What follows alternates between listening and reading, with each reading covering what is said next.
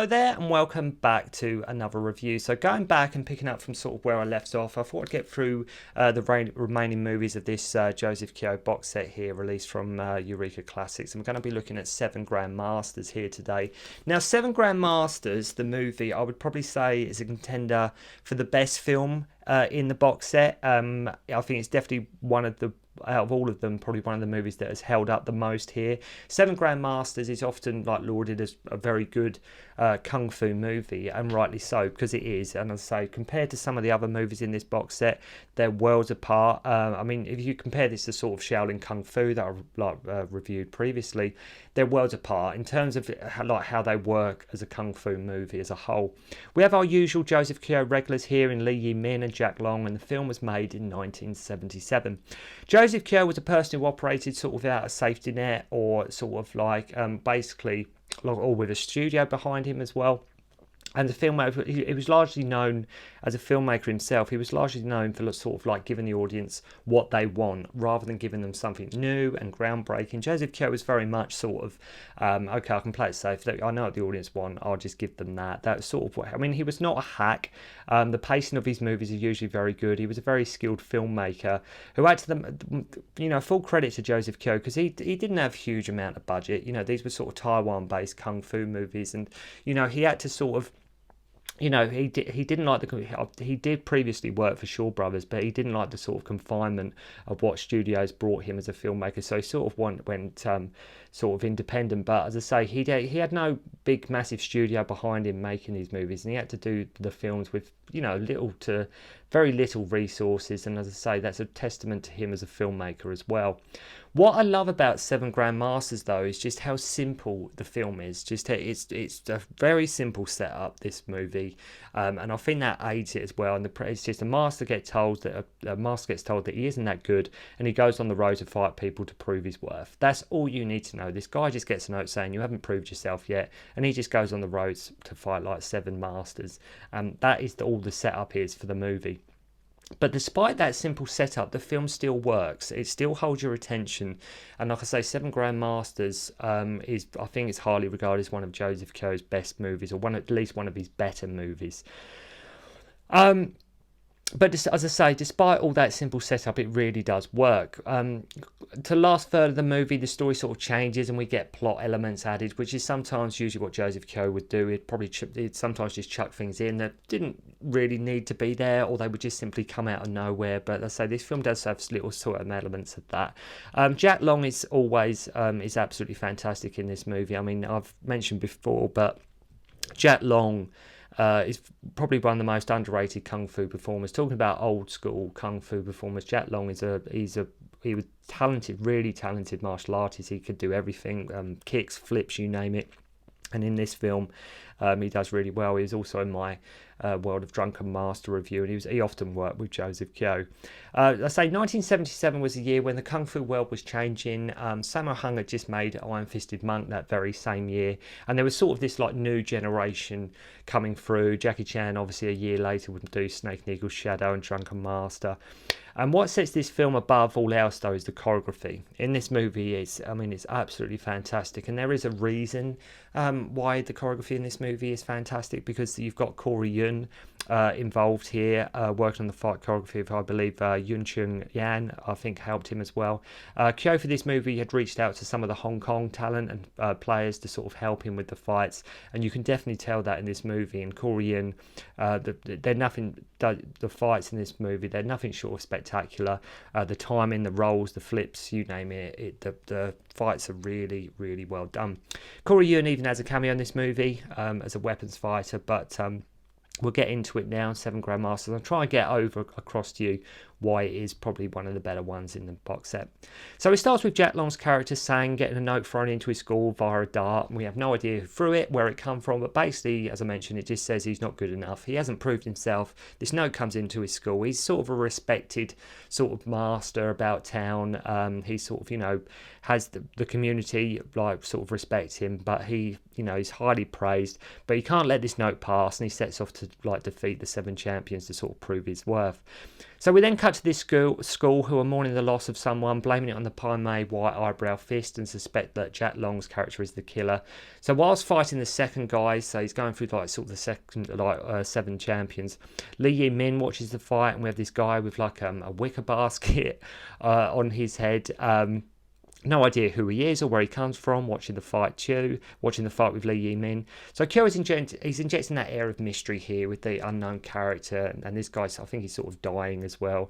We also have Yuen, if I can say his name right, Yut Sang Chin here as well, who remember he was in Heroes Shed No Tears, he was also in Warriors 2. You will, if you know the guy, you'll know him, you've seen him probably loads of times. He fights Jack Long using monkey style. So this guy with the wicker hat says to Lee Ye-min that he knows many things, and he says that if Sang doesn't accept you as his student, come and find me at the temple where you can meet another top fighter. So impressed by Sang's skill, Lee Ye-min, I think he plays Xiao Ying in this movie, whenever they see somebody skilled, they want him to be his master. And so the film, although it starts off simple, the film does, with regarding the plot, it does advance a little bit. There's quite an interesting sort of plot twist that happens at the end of the movie. So when he sets off to follow Sang, his girlfriend comes along randomly and begs him not to go, and you never see or hear from her ever again. She just randomly finds him, begging him not to go. He's not listening, he just goes off. So a bit of a throwaway plot idea. So we have the whole classic thing here with the master not wanting to take him as his new student. They're always just so damn reluctant, aren't they, these masters? Whenever they get a new student, they're never fully on board. Like if somebody wants to learn from them for whatever reason, they're always no, don't want to, regardless of their motives, reason, whatever. As far as we know, Lee Ye-min and his character so far, he just wants him to be his master because he's seen his kung fu, but as always so damn reluctant. So Jack Long's students as well, bearing in mind he's meant to be a respected master and well-to-do character, they're so mean to him. They keep telling him to get lost. At one point even having he make him eat like a chicken's ass at one point. So as this is going on, Jack Long is fighting all this, as I say, the 7 masters. So then we have like the 4th duel. Jack Long even doing like a move here where he sort of slides along the ground on his back.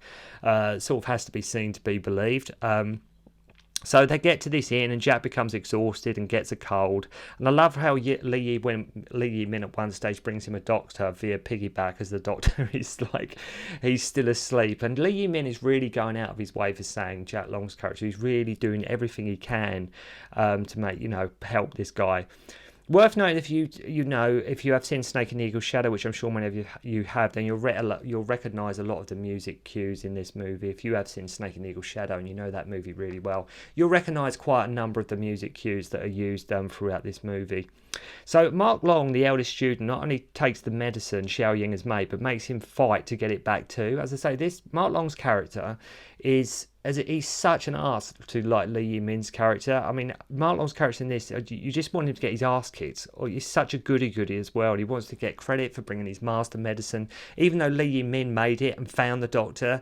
And and to be honest, like I say, at this point, there is no reason why he shouldn't be accepted as his student.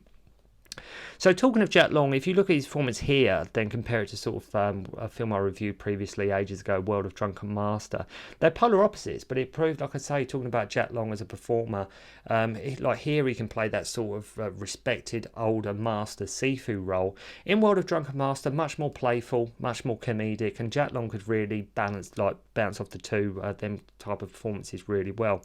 Serious respected master, the other a cocky student, and he can play them both perfectly. So they set off on the road again, with one of them having to carry Sang on the back. Not sure why they couldn't just get like a rickshaw or something, but they've had to resort to actually just giving him like a piggyback. And they try to cross the river, and Jack Long ends up going in. The students blame Lee Ye-min's character and beat him up.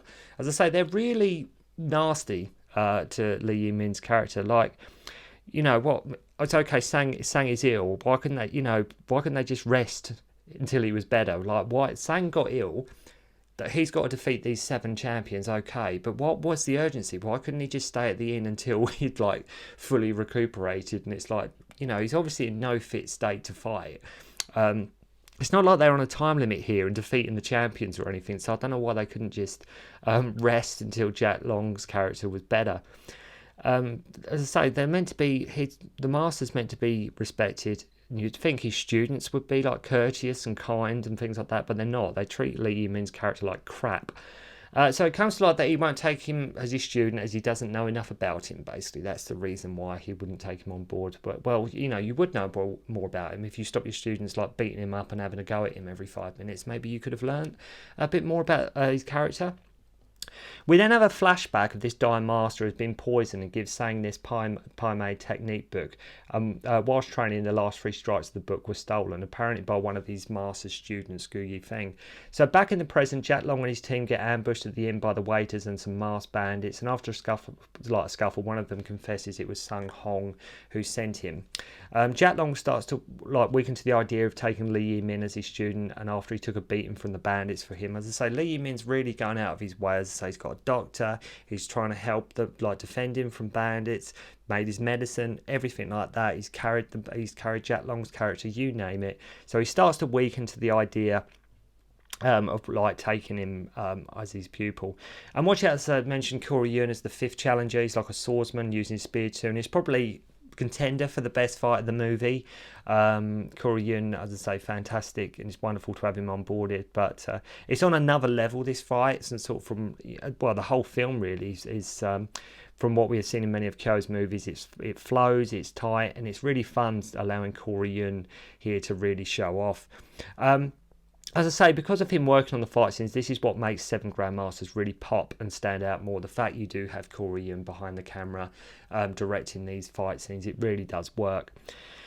Look at all the dodges Yuen is doing at 1.2, really phenomenal stuff. We learned that it was him who Sung Hong who sent the assassins as he didn't want to lose, so that's not a big plot deal. It's Sung Hong was the one who sent the bandits, and that's all that really happens there. So there's now 2 masters left, right? We've got to the point, he's gone through 5 so far, there's 2 masters left. Jack Long accepts Xiao Ying as his student, and then he just reveals his real name. The other students are like, who gave you that silly name? It's like, God, will you just leave this guy alone? Like, everything he does to them, like to Mark Long and the other students, is just wrong. Even his name is wrong. Just give him a break. He brought your master medicine, he's got beaten up for you. These guys have no manners whatsoever. What gets me is any scene where they're ridiculing saying that he doesn't once ever try, saying the master, Jack Long's character, whenever they're ridiculing Li Yimin's character, he doesn't ever stop them. He doesn't ever say, look, you don't need to speak to him like that. He just lets his students just carry on, ripping him. So he starts getting better. Jack Long has the 6th challenger, and goes to the 6th challenger. And after some training, Li Yimin can now fully beat up all of Jack Long's students. He does get there really quickly, but thank goodness he can now beat them up and give them their just desserts. So the last master won't fight him and says, why don't we let our students fight for us, right? So you see where this is going. Li Yimin's been trained up a little bit. He can now beat up the rest of Jack Long's students. This last guy says, let's not us fight, why don't we let our students fight for us? So, of course, all the 3 main students get beat, and Xiao Ying is the one who gives them all an arse whipping. How he's got so good in such a short space of time is anybody's guess, but, he's the sort of kung fu god now at this point. So Sang returns home and says, look, for the next 2 weeks I will accept any challenge, but after that I'm going to retire. So he's gone through the 7 challenges. He's sort of taken Li Yimin as his student, and this is what cracks me up is he puts Xiao Ying, his latest student, in charge of the school, right? So now if I was one of his other students, if I was Mark Long or one of the other guys, I would be absolutely fuming. This guy who is known for the least time, his other students have not had much faith in him. They've not liked him at all ever, from the very beginning of the movie, and now Jack Long's character saying is like, nope, you can be in charge of my school now. So this is where at the end where the film changes gear, like Joseph Kyo often did. He didn't it starts simple enough, and sometimes he throws a few things at you that sometimes work, sometimes don't work. So it shifts gear a little bit, and Xiao Yin runs to see this Uncle Lu character as he needs to find out who killed his father. And it wouldn't be told to him unless he has good kung fu skills. As he has now obtained good skills, he finds out it was Jack Long's character. I mean, you probably saw that coming where this happens. Of course it was going to be Jack Long's character. So then he goes back to see the guy with the big wicker hat, and he sends him to another guy for training so he can beat Sang, as he has the 3 strikes and Sang knows the other 9. So they meet, and Jack Long is like, I didn't kill him. I mean, it's quite an interesting idea, the fact that Sang has been like a master to him, and now he has to kill him, and there's been no sign that he is a bad guy or anything like that. Then we have probably one of the quickest flashbacks ever of a guy with a mask who killed him as Jack Long was leaving after a fair fight. So Jack Long was fighting this guy. Then after it, this other guy sort of comes in, sort of kills him to finish him, and it wasn't Jack Long. He kills it, and you wouldn't expect it. So we have a great fight, as you would expect, from Jack Long and Lee Yi-min, using the same technique together. Lots of flips and great choreography here. So Lee Yi-min actually beats him, as he knows like the full 12 moves here.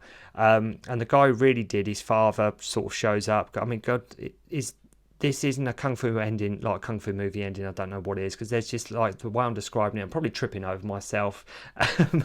I'm probably making it sound more confusing than what it is. So as I say, he knows the full 12 moves, and he was the one who killed his father and stole the pages out of the manual from Sang.